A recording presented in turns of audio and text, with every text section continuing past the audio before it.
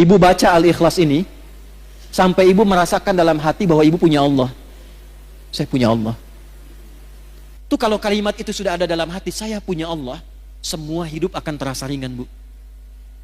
Ketika ibu punya masalah di rumah tangga dan semua orang mengatakan mustahil, tapi ibu merasa punya Allah, itu ringan. Saya punya Allah. Sekarang itu yang mahal. Itu yang mahal. Karena tidak sedikit umat Islam saat ini belum memantapkan kalimat surat Al-Ikhlas itu ke dalam jiwanya, sehingga belum apa-apa sudah mengeluh. Alih-alih kembali kepada Allah, kebergantungan kepada makhluk begitu tinggi.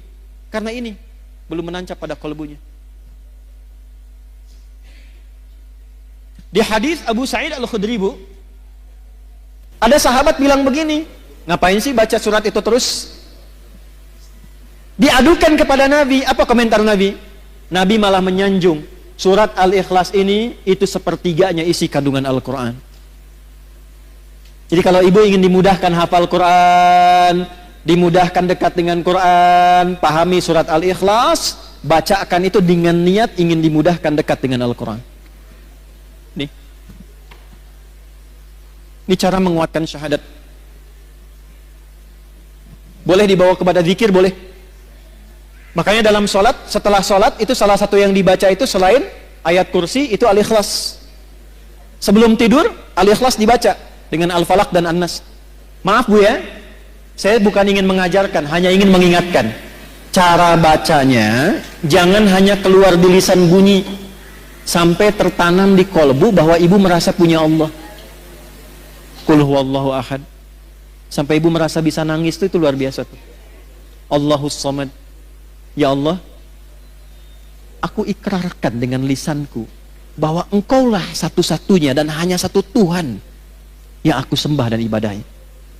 Allahus samad, ya Allah, aku punya masalah dalam kehidupan, tapi aku punya keyakinan ketika aku gantungkan semua persoalan ini solusinya kepadamu, Engkau yang akan ringankan seluruh masalahku. Dan ketika ibu menyebut Allahus samad, rasakan masalah apa yang dimiliki. Dengan anakkah, dengan rumah tanggakah, kehidupan sosialkah, lalu sandarkan semua kepada Allah. Lam yalid walam, Engkaulah Tuhan yang tunggal, yang hak, tidak beranak, tidak diperanakan, satu-satunya Tuhan ya Allah. Walam yakul lahu, enggak ada yang pernah serupa denganmu. Kalau sudah aku ikrarkan seperti ini, aku bertuhan kepadamu, aku bergantung kepadamu, belum Engkau juga berikan solusi padaku, maka dengan cara apa lagi aku memohon kepadamu? Karena itu ketika Nabi lewat, ada sahabat mengatakan begini, Allahumma ushidu bi annaka antallah as-samad alladzi lam yalid wa lam yulad wa lam yakul lahu kufuwan ahad. Allahumma inni as'aluka an taghfira li. Ya Allah, aku bersaksi hanya Engkaulah Tuhanku satu-satunya, aku sembah, aku tuhankan. Aku gantungkan hidupku kepadamu. Aku nyatakan Kau satu-satunya Tuhan yang tidak serupa dengan makhluk manapun, tidak beranak, tidak diperanakan. Aku tidak minta apapun ya Allah. Dengan aku mengesahkanmu, aku hanya minta ampuni dosaku. Aku ingin jadi orang baik. Nabi lewat, lalu Nabi mengatakan begini, Fulan, tahukah engkau apa yang kau baru baca tadi? Orang ini berkata, ya Rasulullah, engkau yang paling tahu. Allah wa Rasulu a'lam. Allah dan Rasulnya yang paling tahu. Kata Nabi, engkau baru saja meminta kepada Allah dengan menyebut namanya yang paling agung, yang engkau kalau ucapkan itu, doamu akan selalu dijawab, permintaanmu tidak akan pernah tertolak. Itu hadisnya sahih. Hadisnya sahih. Dan Syekh Said Sabiq memasukkan hadis itu dalam pembahasan akidah ketika mengurai Al-Asmaul Husna di kitabnya Al-Aqaid Al-Islamiyah. Jadi kalau orang benar Al-Ikhlasnya, Bu, ini sampai ke dalam jiwanya, itu doanya mustajab, Bu. Karena dia merasa punya Allah.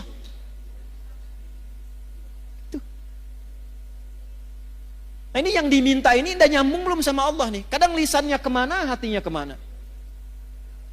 Ibu baca subhanallah, satu kali belum nyambung, wajar.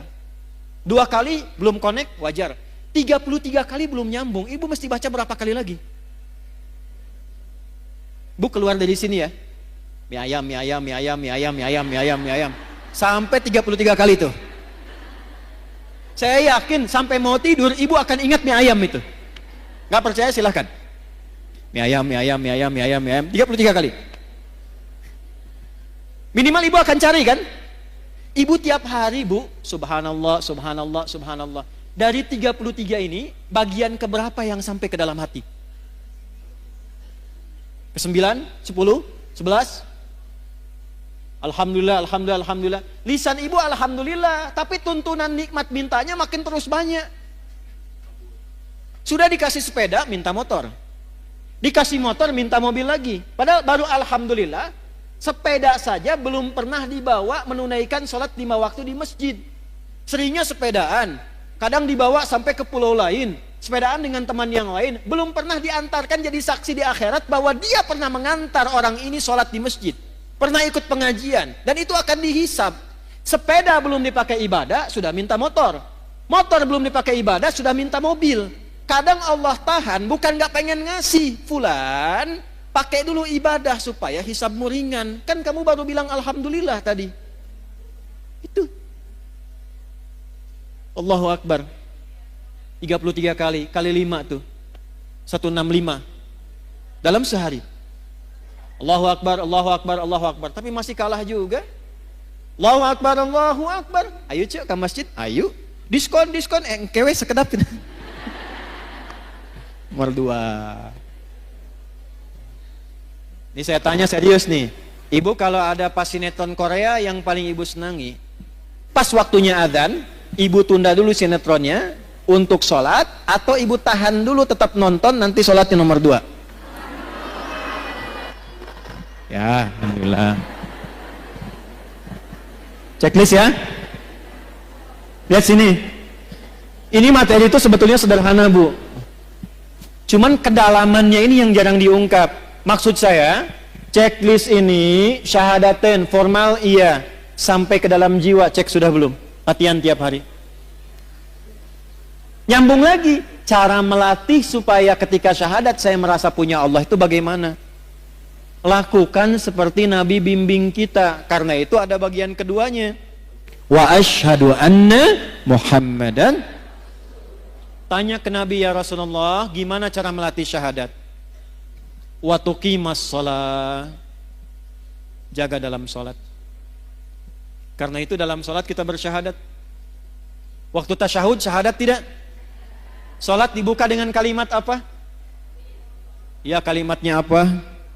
Allah.